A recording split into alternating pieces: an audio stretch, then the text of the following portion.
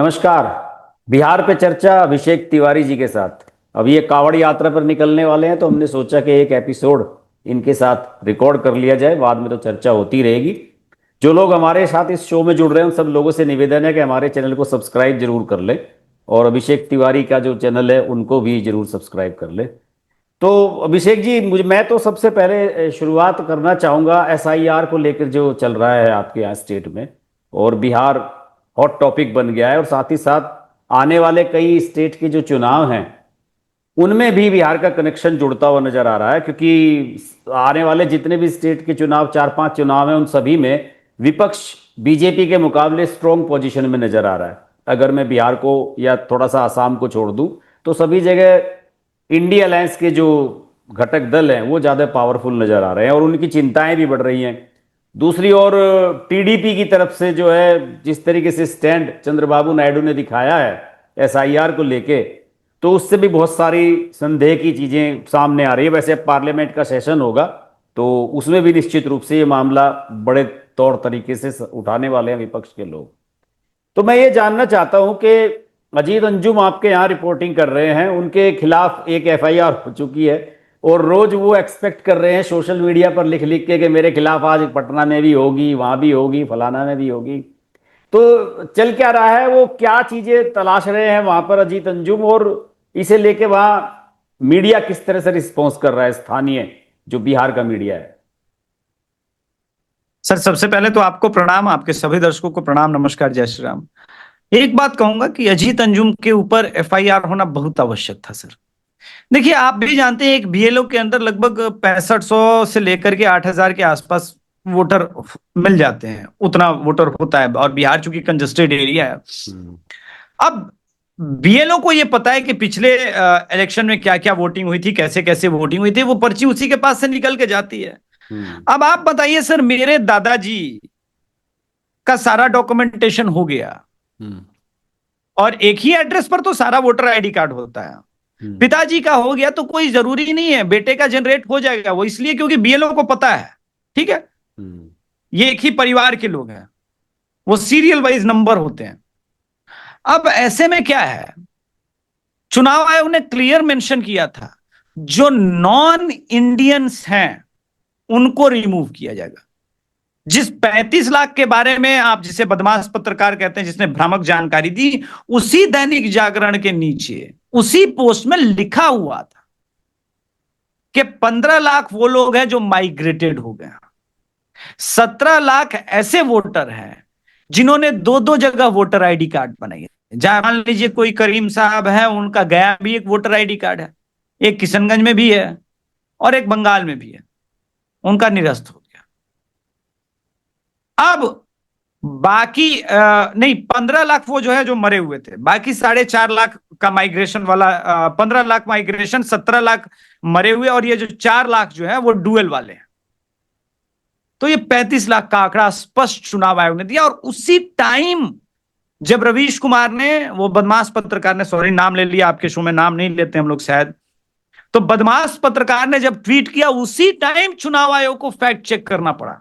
मैं भी थोड़ी देर पहले बात कर रहा था सर इसी चीज को लेकर के कि ये एसआईआर के ऊपर झूठ को लेकर के, अगर मेरे पास भी ऑप्शन होता शायद स्क्रीन शेयर का, तो मैं दिखाता सर।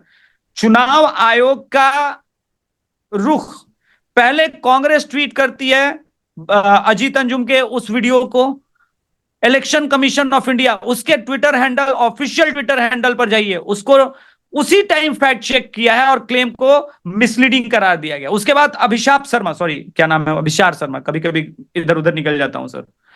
उसके बाद सुप्रिया सुनेत, इसके बाद सर पवन खेड़ा, उसके बाद संजय सिंह आम आदमी पार्टी, उसके बाद तेजस्वी यादव, इसके बाद मनोज झा, इसके बाद राहुल गांधी, ऐसे करके रवीश कुमार, ऐसा कोई आप देखेंगे इकोसिस्टम से जुड़ा हुआ कांग्रेसी पत्रकार नहीं है जिसको सर फैक्ट चेक और इन सब के आधार पर साफ साफ चुनाव आयोग को लिखना पड़ा है कि ये लोग झूठ बोल रहे हैं। आप बताइए एफआईआर बनता है कि नहीं सर। दूसरी बात, एफआईआर जिस मुस्लिम बीएलओ ने कराई है उसका कंप्लेन बहुत संजीदा है।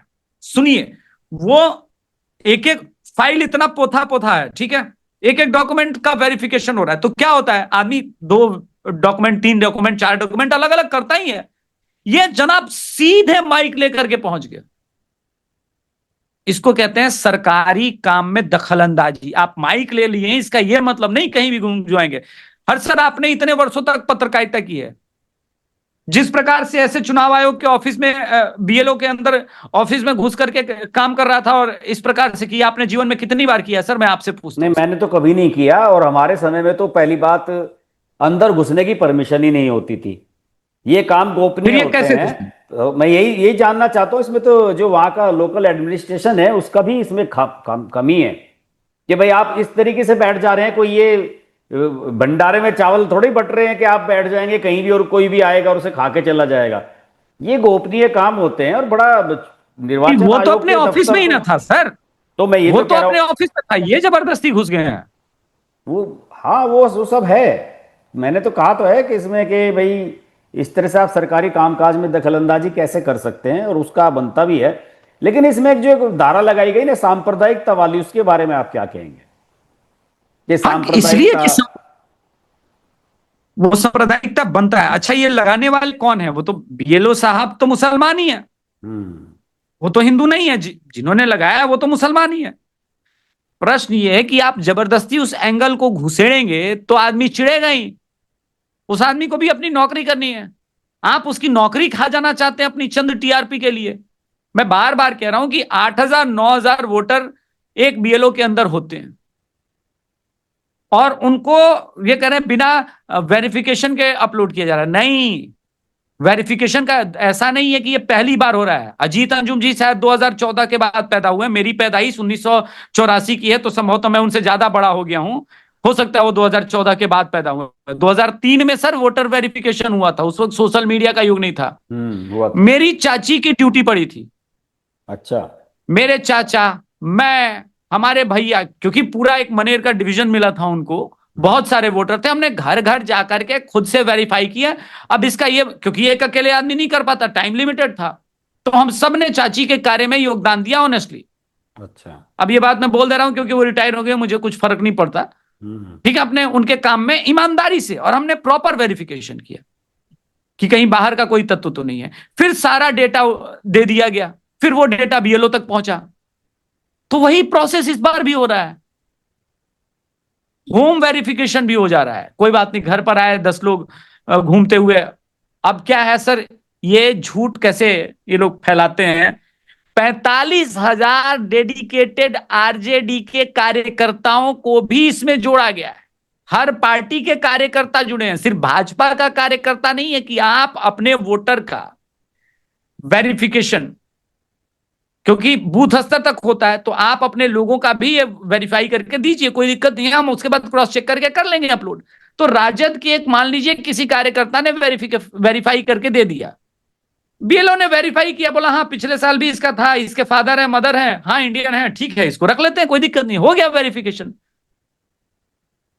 इतना कॉम्प्लेक्स प्रोसेस नहीं है जितना कॉम्प्लेक्स बनाया जा रहा है। चुनाव आयोग ने पहले दिन, पहले मोमेंट में कह दिया था, सिर्फ जो भारतीय नहीं है उनका हम ढूंढ रहे हैं, क्योंकि भारत की एकता अखंडता कितनी कॉम्प्रोमाइज हो जाएगी सर, अगर कोई, मैं कह रहा हूं 10 बांग्लादेशी भी भारतीय इलेक्टोरल प्रोसेस का हिस्सा बन जाते हैं, और एक बांग्लादेशी नागरिक निर्णय ले कि भारत का कौन सीएम होगा। ये दुर्भाग्य नहीं है? हां, तकलीफ किस बात की है मैं खुल के बता देता हूं। तकलीफ इस बात की है कि ये लोग जानते हैं कि बड़ी मेहनत के साथ, बड़ी मशक्कत के साथ इन्होंने उनको पहले उनका रजिस्ट्रेशन करवाया, जो प्रमाण पत्र बनता है, आवासीय प्रमाण पत्र, तो आवासीय प्रमाण पत्र बनवाया, फिर आधार बनवाया, फिर वोटर आईडी कार्ड बनवाया, फिर प्रधानमंत्री आवास योजना, शौचालय योजना दिलवाने लगे। बड़ी मुश्किल हुई होगी इसमें। अब एक आदमी आके कह रहा है कि फॉरनर और इमिग्रेशन बिल में यह भी लॉ है कि जिसने बसाया है उसको किया, उसको भी सजा देंगे। तो बिहार के अगर आप सीमांचल में जाएंगे ना सर, आपने देखा होगा अभिलाषा पासवान की पत्रकारिता जब वो कर रही थी वक्फ बोर्ड को लेकर के, उनका एक ये भी कंसर्न है, कह रहे कि ये लोग तो अवैध रूप से एनआरसी लेके आ रहे हैं, क्योंकि जब हमको भारतीय नागरिक रहने ही नहीं देंगे तो भगा ही देंगे, फिर हथकड़ी लगा के। वो तो भगा रहे हैं गुजरात में, और गुजरात वाली वीडियो खूब पॉपुलर है, ऐसा थोड़ी ना है, इनका भी इकोसिस्टम। तो ये अच्छा, ये पैनिक किस लिए क्रिएट करा रहे हैं? क्योंकि इनको पता है कि इनका माई समीकरण इस बार बहुत बुरी तरह से ध्वस्त होने जा रहा है, हिस्टोरिक रूप से। मैं आपके चैनल पर एमआई वाले में से एम ही ध्वस्त होने जा रहा है या वाई भी ध्वस्त हो रहा है? नहीं, एम तो फिर भी ठीक ठाक है, वाई मैं बोल रहा हूं सर, वाई तो बहुत गंदे तरीके से। तो बेचैनी इस बात की है कि इनका कोर शिफ्ट हो रहा है, नया कुछ एड ऑन हो रहा नहीं, क्योंकि दिन रात राजद आईटी सेल गाली देती रहती है सवर्णों को। अब कुछ लोगों, देखिए सर, एक फोटो इफेक्ट साइंस में हमने पढ़ा था, आप जानते हैं सर उद्धव ठाकरे के इंडिया अलायंस के साथी कौन कौन से? फोटो तो है ना, राज ठाकरे का छोड़ दीजिए, उद्धव ठाकरे के कौन कौन लोग साथी हैं? कहां से राहुल गांधी डिनाई कर पाएंगे कि इंडिया अलायंस का सदस्य नहीं है? तेजस्वी यादव एक साथ मंच पे बैठे हुए हैं, उसके साथ वो आईटी से लिया पथिक पटेल बैठा हुआ है उद्धव ठाकरे के साथ। ये तो नहीं कह सकते कि हम बिहारी लोग उनके साथ नहीं खड़े थे, चुनाव में भी खड़े थे और अभी भी खड़े हैं। प्रश्न तो उठेगा कि बिहारियों को महाराष्ट्र में उद्धव ठाकरे मरवाने का पिटवाने का काम कर रहे हैं। अब भी ना उठेगा, एकदम ठीक चुनाव के समय उठेगा। आप लोग तो मिले सुर मेरा तुम्हारा गा ही रहे थे, अब कैसे कहेंगे कि मेरा और उनका सुरताल अलग हो गया है, क्योंकि सिर्फ चुनाव का वक्त है। तो महाराष्ट्र में जो हो रहा है उसका प्रभाव बिहार चुनाव में नहीं पड़ेगा। ये कोई नोएडा ऑफिस में बैठा हुआ अत्यंत गधा पत्रकार ही सोच सकता है। उसका प्रभाव है, उसका प्रभाव होगा। दूसरी बात, 2022 में उत्तर प्रदेश में भी अचानक से लॉ एंड ऑर्डर की व्यवस्था को लेकर के होने लगे थे, कुछ सुनियोजित हत्याएं हुई थी, इसी प्रकार की चीजें यहां पर हो रही है। जितने नाम निकल रहे हैं सर, एक वकील साहब की हत्या पर तेजस्वी यादव ने खूब बवाल किया, बाद में पता चला वो प्योर लव जिहाद का मुद्दा था सर, प्योर क्लासिक केस। और उस लड़की के प्रेमी ने ही मरवा दिया क्योंकि उनके पिताजी स्वीकार नहीं कर रहे। तो जो लोग हैं, जो तत्व हैं, उनको भी तो देखना पड़ेगा। पारस की हुई घटना पे भी आ जाता हूं, क्योंकि इसका राजनीतिकरण हो रहा है, इसलिए आवश्यक है। जो तौसीफ, आकिब, मुस्तकीम, सोनू और भिंडी, ये कौन लोग हैं सर? ये शांति प्रिय समाज से हैं, और ये कोई ना कहे कि इनको, तेजस्वी यादव ने खुद कहा है कि वो जो वीडियो में दिखाई दे रहे हैं वो, हाँ, अब कोई ये ना कहे कि स्वयं तेजस्वी यादव ने कहा है कि एक मुसलमान के साथ 5-5 हिंदू खड़ा होगा, तो यहां तो 5-5 मुसलमान हैं, उनके साथ कौन कौन खड़ा होगा? कोई ये ना समझे कि मुहर्रम के दिन आपने अजय यादव को जिन लोगों ने मारा वो कौन थे और उसका प्रभाव नहीं है, ये कहना तो महामूर्ख है। मैं तो स्वयं वहां से आ रहा हूं, तो छटपटाहट है, फ्रस्ट्रेशन है, और पता भी है बड़े लोगों को। कल राहुल गांधी असम गए हुए थे, चूंकि असम का चर्चा नहीं है लेकिन बोल देता हूं, असम के बेटे को गिरफ्तार करने की मांग कर दी गई है, और मैं लिख रहा हूं कि ये हिस्टोरिक बयान है। असम के बेटे तो कह रहे हैं कि इसके साल जो है एसआईआर के साथ साथ हमारे स्टेट में तो एनआरसी वाला भी मामला कराया जाए, उसको भी। नहीं, असम के बेटे, असम, ये इनको पता नहीं है। गुप्त मीटिंग की थी उन्होंने 1:30 बजे, और 1:30 बजे असम के बेटे को सारा सच पता चल गया अरेस्टिंग वाले, और 3 बजे इनकी रैली हुई, 5 बजे इन्होंने वीडियो अपलोड करा। असम का बेटा जो है, मैं तो असम में इलेक्शन कवर करने गया था ना, वो बीजेपी में है, उसके एसेट अभी भी कांग्रेस में है, फूकेंगे भी तो पता चल जाएगा। दूसरा, आपने बोला सर कि इलेक्शन टफ है, इसका भी मैं उत्तर दे देना चाहता हूं। बिहार भी निकलेगा, असम भी निकलेगा, और सर तमिलनाडु में मैं बोलने जा रहा हूं सर, सुनिएगा, 50 सीट डीएमके नहीं जीतेगी सर, 50 सीट। अब ये मत पूछ लीजिएगा कि अभी कौन जीतेगा, लेकिन क्योंकि बहुत लोगों को नाराजगी हो जाएगी इस बात से कि आप किसी और को जिता रहे हैं, लेकिन 50 सीट डीएमके नहीं जीतेगी सर। लेकिन हम लोग इस पे बात करें। नीतीश कुमार 125 यूनिट बिजली की दे रहे हैं, ये अचानक कहां से केजरीवाल की आत्मा घुसी इनके अंदर? नहीं सर, ये गलत बात है। ये उन्होंने पूरा, ये जो बात कर रहे हैं, पूरा पोस्ट नहीं पढ़ा है सर। इस आदमी के पास विजन है, ऐसे इलेक्ट्रिकल इंजीनियर नहीं है सर। इसने जो बोला है उसके क्या दिया है इसके पीछे?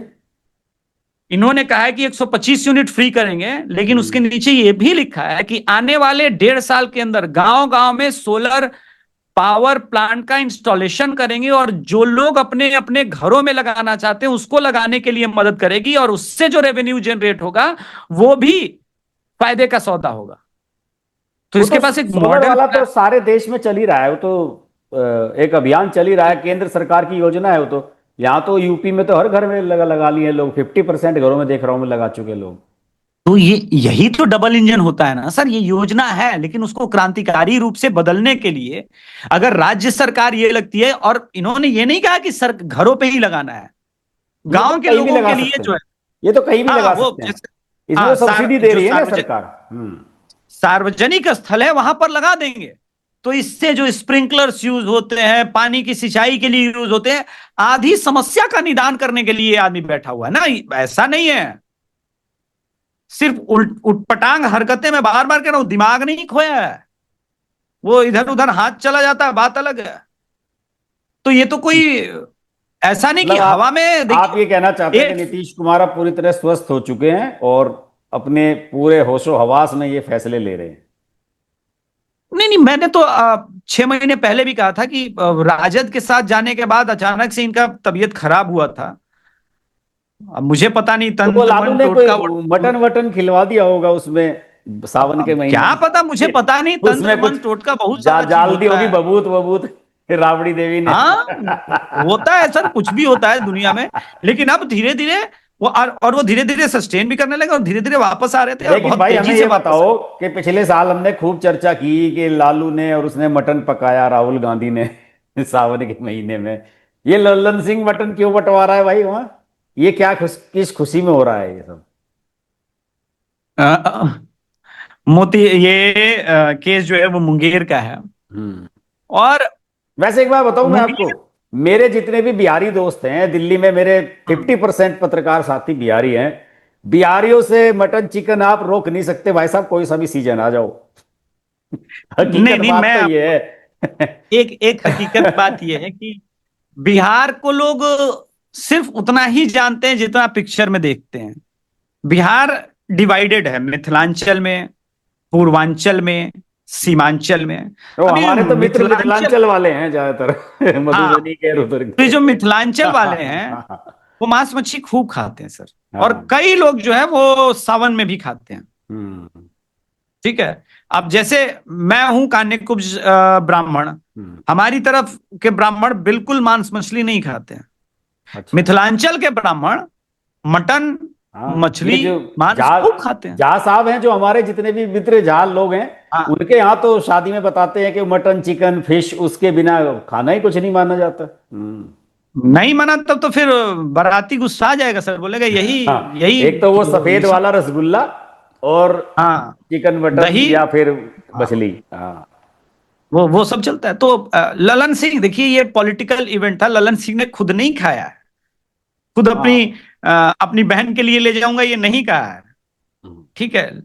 और उन्होंने ये भी कहा है कि जो सावन मानते हैं उसमें ये बात, क्या है, लोग आधा शब्द चपा जाते हैं अपने पॉलिटिकल इंटरेस्ट में। उन्होंने कहा जो लोग सावन का ध्यान रखते हुए शाकाहारी खाना चाहते हैं वो वहां है। हम्म। अच्छा, ये जदयू से आदमी है, इसने बोला है कि जो लोग सावन का ध्यान रखते हुए खाना चाहते हैं वो उधर है। नहीं, वो तो जदयू होता के भी है। आदमी में ऐसा आपको नहीं याद होगा जैसे नवरात्र के दिनों में किसी पार्टी में जाते हैं तो वहां पर भी व्यवस्था होती है कि भाई जो नवरात्र का खाना चाहें, सेंधा नमक जिसमें डलता है वो उधर खाना है और साधारण खाना अब इधर है। क्या है कि जदयू के पार्टी में आज भी बहुत सारे मुसलमान लोग आते हैं, हम्म। भाजपा नहीं है। और ये कह देना, अभी भी मैं कह रहा हूं, बहुत सारे पॉलिटिकल पंडित इस बात को लिख ले, नोट कर ले, ये कह देना कि नीतीश को बिल्कुल मुसलमान वोट नहीं मिलेगा, ये फिर रिजेक्शन है, ये फिर वह गलती कर रहे हैं नीतीश को समझने में। नीतीश के साथ वो चिपका हुआ है बहुत सारा, उसको इस बात से फर्क नहीं पड़ता। वो ये भी देख रहा है कि क्या पता नीतीश के कारण तो एक बैलेंस बना रहेगा यहाँ पे, कल को हो सकता है राजद में भी आ जाए तो मुझे फर्क नहीं, मेरा तो, मैंने तो वोट नीतीश को देना है, जहां पे जदयू खड़ी है वो तो मेरे साथ खड़ा है। तो बहुत सारा पॉलिटिकल सिनेरियो सिचुएशन होता है। मेरा मानना है सर कि ये एक अब फ्रस्ट्रेशन में बदल रहा है, और दायित्व दिया गया होगा कांग्रेस इकोसिस्टम के द्वारा कि देखिए भैया, आप लोग किसी भी प्रकार से चुनाव आयोग को ही एक्सपोज कीजिए। आपके चैनल पर आ गया हूं तो मन की एक बात पूछ लेता हूं सर। 2013 में सोनिया गांधी जी चेयरपर्सन थी सर, उन्होंने चावला जी को एज अ चुनाव आयुक्त नियुक्त कर लिया था। आप बताइए सर, संविधान के प्रोसेस से प्रधानमंत्री नियुक्त कर सकता था पहले भी, वो तो एकमात्र सांसद थी, वो चुनाव आयुक्त कैसे नियुक्त कर सकती थी सर? हाँ, ये तो सवाल अक्सर पूछा जाता है भाई। नहीं, कहां पूछा जा रहा है? मैंने तो हाँ, अरे मीडिया में नहीं, नहीं सुना, खूब खूब नेशनल पूछा जा मीडिया। रहा है। ये सवाल बहुत पहले उठ चुका है, वो जो मंत्री नहीं, बनाए गए नेशनल थे। मीडिया में सर, नेशनल मीडिया में, मैं सोशल मीडिया की बात नहीं कर रहा हूं, यूट्यूब की बात नहीं कर रहा हूं, मैं नेशनल मीडिया में किसी पत्रकार के द्वारा किसी कांग्रेसी से यह प्रश्न कहां पूछा गया अभी तक? नहीं, अभी अभी क्योंकि फिलहाल तो मुझे याद नहीं आ रहा, लेकिन ये सवाल बहुत बार उठ चुका है, बहुत इस पे लिखा जा चुका है। ये बातें तो हैं इस नहीं नहीं, पे। सोशल मीडिया पर तो हम लोग पूछ ही रहे हैं सर, वो अलग बात है सर, और बहुत दिनों से। क्योंकि सर, ये प्रवक्ता, ये लोग, ये पहली सारा। बात तो ये जो कांग्रेस के लोग हैं, टीवी पे कौन आते हैं? ये प्रवक्ता लोग आते हैं, पवन खेड़ा, जयराम, सुप्रिया स्नेह टाइप के। राहुल गांधी, सोनिया गांधी, इन सब लोगों से कौन सवाल पूछे? ये तो नहीं नहीं, तो ये तो ठीक है, आते ही जयराम नहीं है, रमेश आ मीडिया गए के ना दायरे इंदिरा में ही गांधी नहीं के है तो डुप्लीकेट। कहीं। अरे तो जयराम रमेश के जब लंबे बाल थे तो इंदिरा गांधी की तरह दिखते थे ना सर, डुप्लीकेट। उन्हीं से पूछ लिया जाए। दिन रात पीसी कर रहे हैं, इतना झूठ बोल ही रहे हैं, तो उस झूठ को भी बताएं कि भाई वो कैसे संवैधानिक था। बिल्कुल बिल्कुल उस सही। वक्त तो ये लोग कोर्ट भी नहीं गए थे। अब तो लीडर ऑफ अपोजिशन भी है, अरे मंत्री एक बना दिए कैबिनेट। थे इन्होंने तो, चुनाव आयुक्त। मंत्री मंत्री बनाए थे। इनका वही क्या? मैं पूछना चाहता हूं कि ये कौन सी निष्पक्षता थी आज जो ये नहीं, दिखावा दरअसल ये कर रहे हैं क्या है डेप्यूटी। कि ये फेस सेविंग है। और ये जो एसआईआर वगैरह के माध्यम से जिस तरह से हल्ला गुल्ला ये विपक्ष के लोग मचा रहे हैं, ये असली तो जो ये दिखाना चाहते हैं कि साहब हम इस बार, जैसे आपने तमिलनाडु का कहा कि 50 सीटें आएंगी, तो मुझे लग रहा है कि कहीं यहाँ ये जो इंडिया अलायंस वाले ये भी 50 सीटों पे सिमट के ना रह जाएं।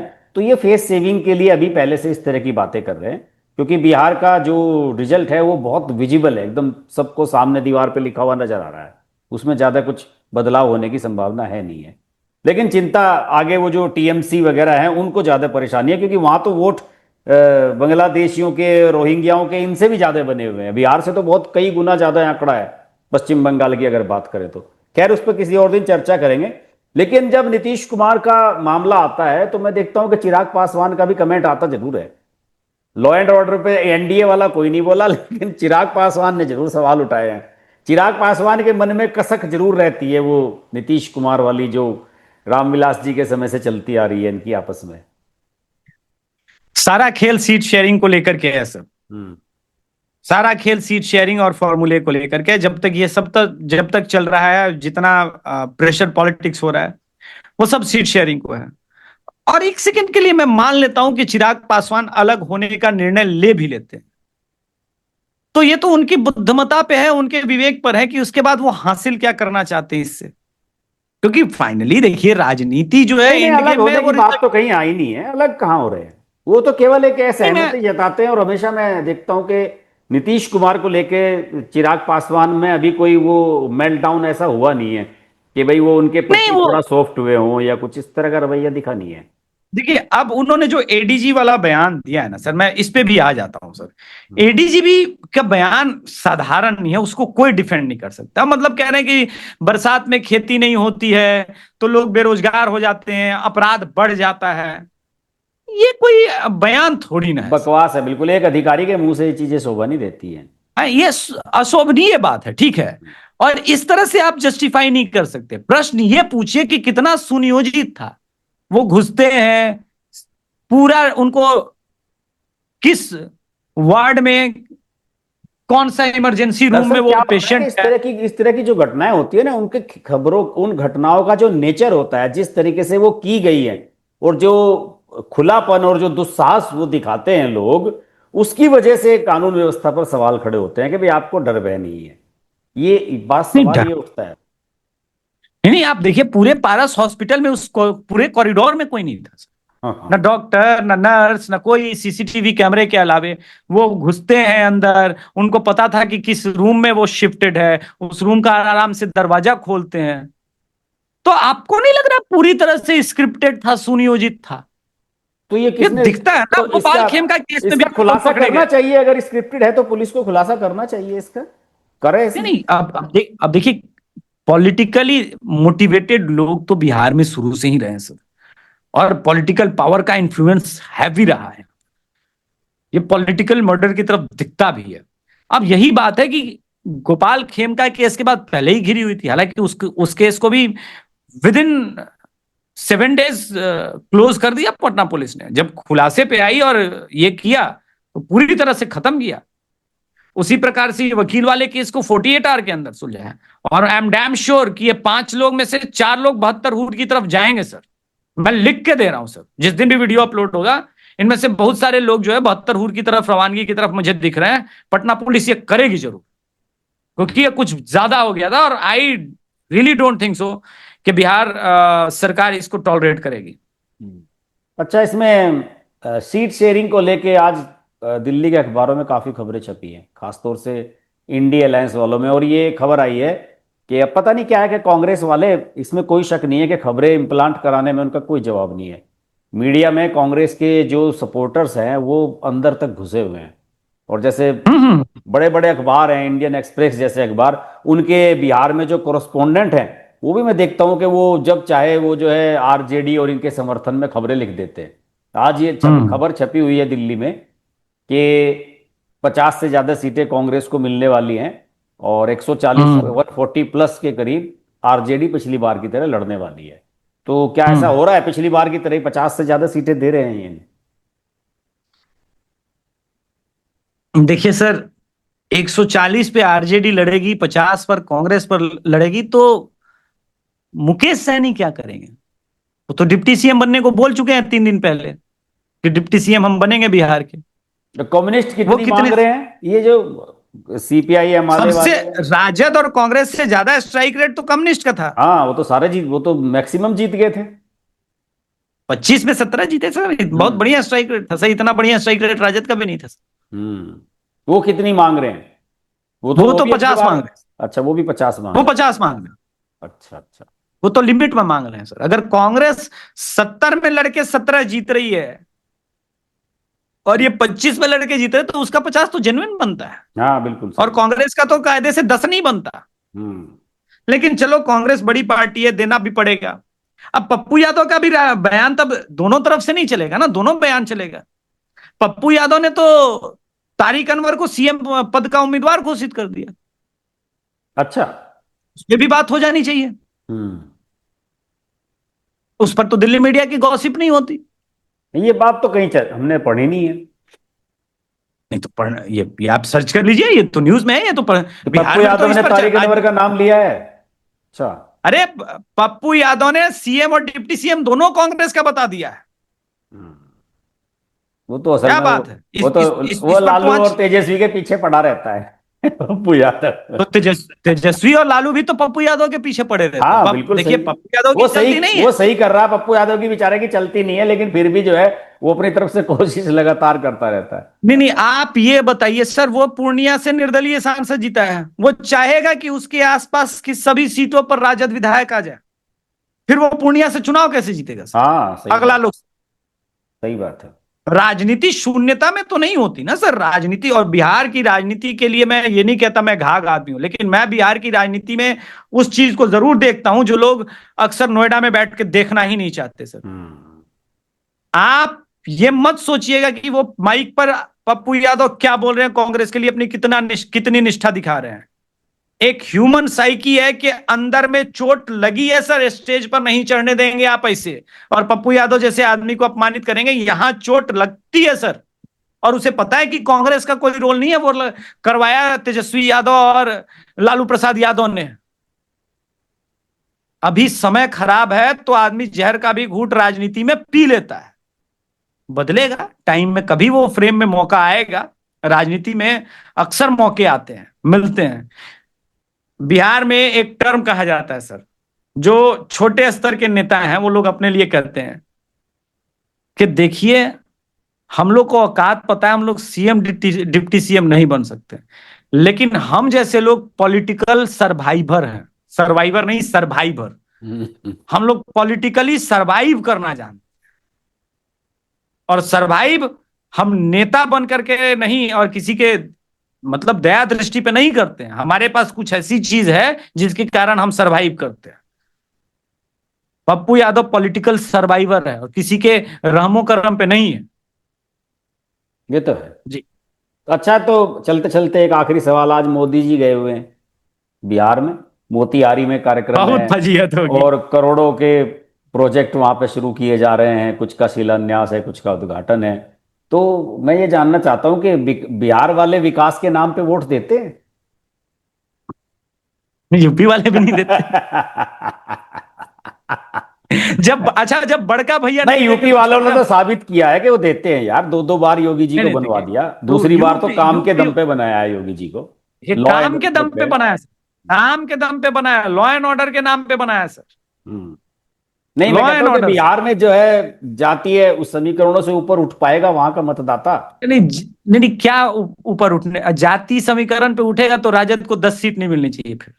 हम्म। क्या नहीं किया है नीतीश कुमार ने? हाँ, बात सही, यही तो मैं जानना चाहता हूँ कि क्या नहीं किया, लेकिन उसके बावजूद भी बुर्ज जाके खलीफा। राजद को वोट दे देते हैं। मैं तो यही है ना, मेरा भी सवाल यही है। हाँ, बिल्कुल बिल्कुल बिल्कुल सर। जो जो महिलाएं 5 बजे शाम को निकलती नहीं थी, वो आज पुलिस, शिक्षिका सब बन करके घूम रही हैं। कुछ नहीं हो रहा है सर। राजस्थान से इस बार महिलाएं आई हैं शिक्षिका बन करके, वो कह रही कि हमें हमें तो बिहार के बारे में बिल्कुल उल्टा सीधा पढ़ाया गया था, अरे, यहाँ तो बहुत ज्यादा अशांति है। राजस्थान में तो लॉ एंड ऑर्डर की बड़ी खराब स्थिति है इस समय। नहीं, आप बहुत देखिए घटनाएं हो रही हैं राजस्थान में। उत्तर प्रदेश से सर, आपको पता होगा सर, उत्तर प्रदेश से बहुत सारी शिक्षिकाएं बीपीएससी टीचर्स में भर के आई हैं और बनी है सर यूपी में। यूपी की, हाँ, पूर्वांचल की स्पेशली बहुत अधिक। दिया ये है। देखिए, अब नीतीश कुमार के पास दो ऑप्शन थे। अब लैंडलॉक स्टेट इतनी जल्दी आईटी हब बनता नहीं है। यूपी के पास फिर भी नोएडा, गाजियाबाद है कि दिल्ली से कनेक्टिविटी हो जाती है, बहुत तेजी से माल इधर उधर पहुंच जाता है।